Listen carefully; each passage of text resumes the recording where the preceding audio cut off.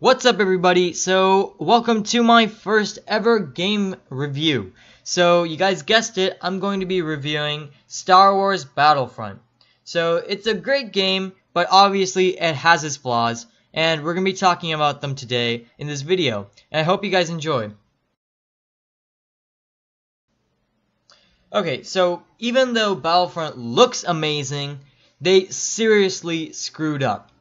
Okay, Battlefront is nowhere near what it used to be. Because right now we have just, all these little modes and stuff, but it's all multiplayer. Where is the real content? I mean, what happened to campaign mode? Space missions? I mean, it's ridiculous. I mean, come on, let's take a look at Battlefront 2. It was the greatest game ever because you had everything. We must defend the oil refinery at all costs. If we don't, this whole place is going to blow. Okay, so, I mean, the graphics might be a little but nonetheless, if you take a look at the actual gameplay, it's amazing because you have something called campaign mode.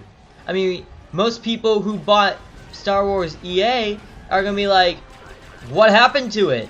Because it's the best thing about Battlefront. You get to experience these battles and feel what a clone trooper or, a rebel would feel, and that's the best part about Battlefront. However, Star Wars EA, all you have is these dumb multiplayer things, and that's just not Battlefront. And I feel that they should definitely add that. However, they did start adding these things, like with expansion packs and stuff, but that's just ridiculous because you have to pay extra for something that we were already supposed to get. And even now, we don't even know whether we're going to get actual campaign mode yet. It's only these multiplayer games that have nothing to do with the original Battlefront. I mean, how are you experiencing these battles and stuff if it has nothing to do with Battlefront itself? I mean, there's like zero similarities to the actual movies.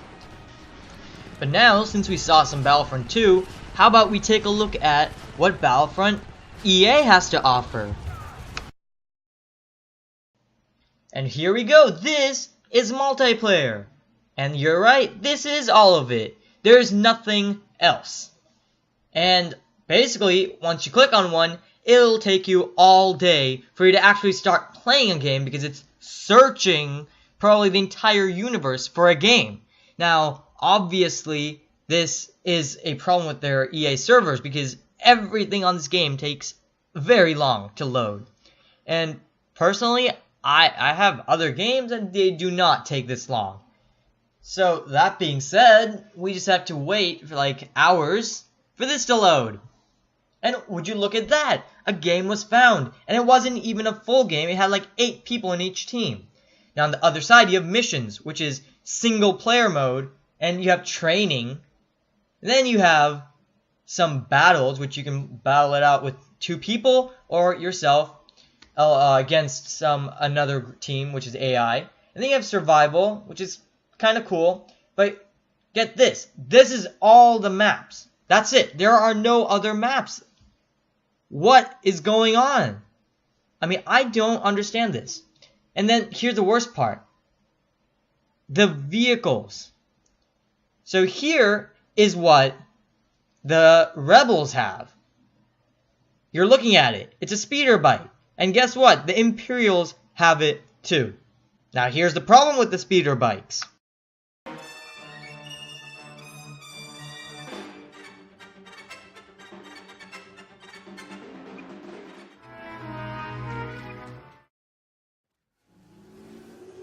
Now here we are, after finally waiting an hour, you are riding your beautiful new, shiny speeder bike. Now it's great and all, until you realize that you lose control very, very easily. So check this out. Boom. That's 1. But that's not all. You only get 4 lives in this training mission, and they are very easily lost, let's put it.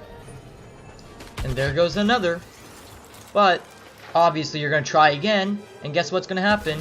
This is what's going to happen. You're going to die again. So obviously this is not a dependable vehicle. So This is what the rebels have, and they have to just, you know, live with it. But you have to see what the Imperials have. This is what the Imperials have. They have a monstrous AT-AT and the awesome superpowered AT-ST. How is a tiny little speeder bike supposed to compare with these guys? I mean, this isn't fair. If you're on the rebel side, what do you have? You don't even have a tank or anything. All you have is your little speeder bike, which is impossible to find unless you're on Endor. So you're basically stuck with AT-ATs and AT-STs, and all you have is your little gun and some power-ups. That's it. How are you supposed to fight the other team? Now you may be thinking that perhaps EA didn't make these guys so overpowered. Well, you're wrong. Check out this little gameplay footage.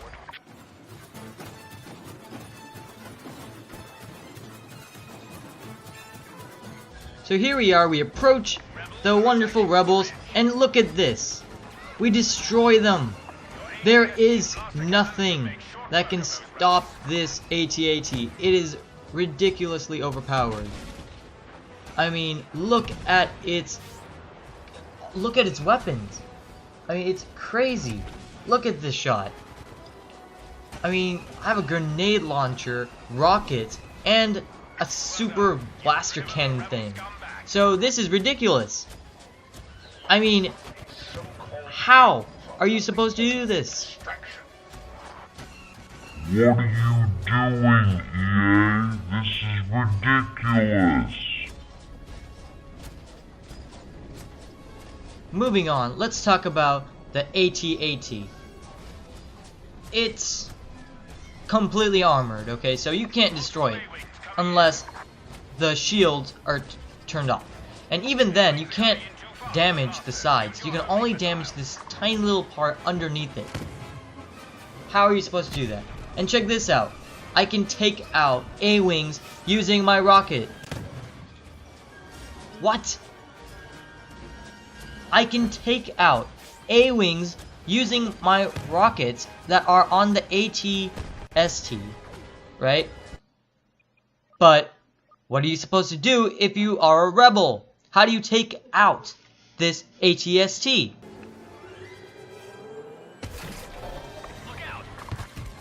Yep, the rebels are definitely doomed. Now let's take a look at Battlefront 2. So this is a game from 2005 that apparently was able to balance both sides perfectly. Why don't we take a look?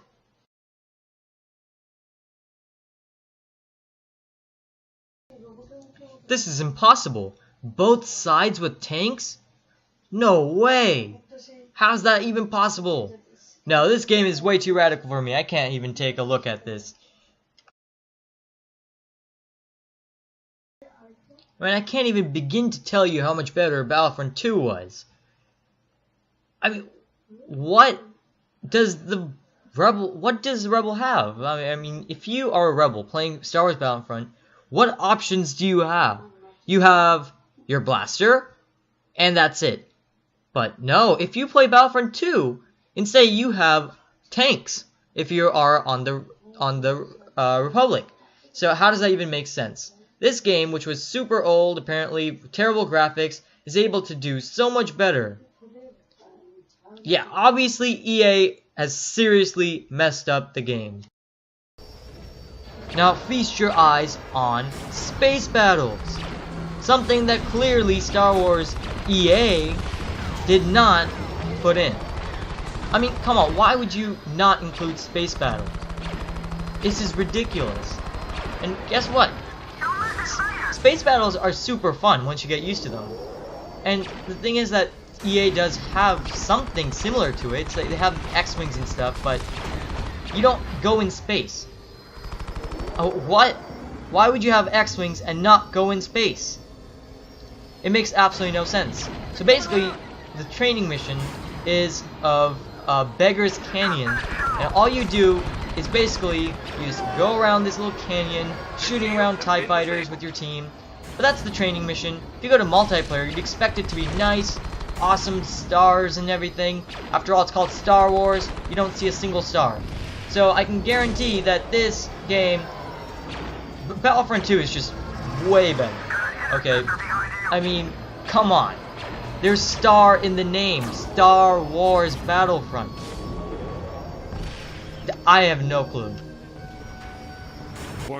Now, just to put it out there, this wonderful game, just kidding, not wonderful. This game looks like it's made for a 3-year-old. Disney Infinity. This even has space battle. No, I'm not gonna even try to comprehend this. Nice. So, now let's talk about the pricing for this game. So now, let's say you visit the website, you have 3 different things, or 4 different things you can buy. So let's take a look at the cheapest one, $59.99. But that's not the first one. The first one they want you to see is $69.99. This is Star Wars Battlefront Deluxe Edition. And what do you get? You get an ion grenade. Wow, that's so amazing. Because you can get it already. But you just have to, it just takes more time. But you can wait. Then the ion torpedo. Wow, that's so exciting. The DL-44. My little brother is about to get it. What? Now the standard edition, you get basically just the game. But that's perfectly cool. There's nothing wrong with just getting the basic game. Because you don't get anything extra with this. The only thing you get extra is the Ion Shock emote. Emotes are just dumb because they don't do anything. They just waste your controller's arrow keys on the bottom. Why? Now on the Ultimate Edition, they're going to make it even sound even better now. Now you have here, what do you have? Let's take a look. First off, let's take a look at the price. No, that's not right. You get the Season Pass. Why? Why would you want that? The Season Pass gives you 4 upcoming expansion packs. What are expansion packs? Well, they're the things that are supposed to be already in the game, but they're apparently making you buy it if you don't get the Season Pass. The Season Pass costs you only $50 for 4 extension packs that you don't even know what they're... You just don't know what's going to be on there.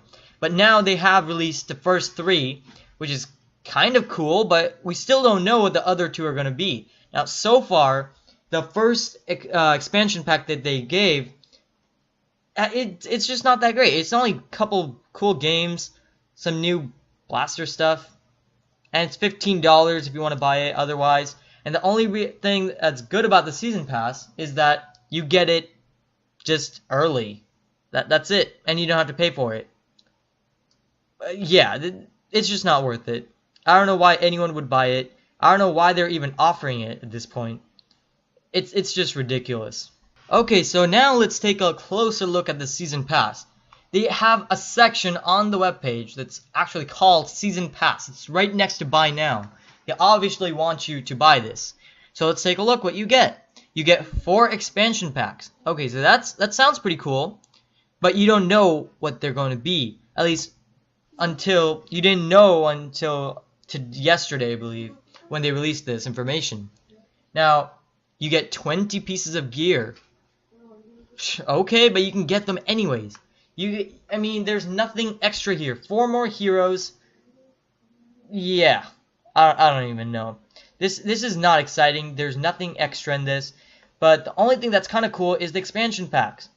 But the first one, I don't know. So far, the gameplay looks pretty sad to me. It's just a couple new maps, some guns. That's it. And yeah, I mean, we just have 2 new heroes though. That's pretty cool. Except that you can't use them unless you have this expansion pack. So that really sucks.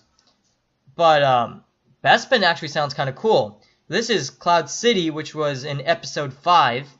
And then you have the Death Star. Now that sounds epic. And this is coming in the fall of 2016. Now the final one, we don't even know what's going to happen on that one. So obviously you just don't know enough about the Season Pass. And they want you to buy this thing.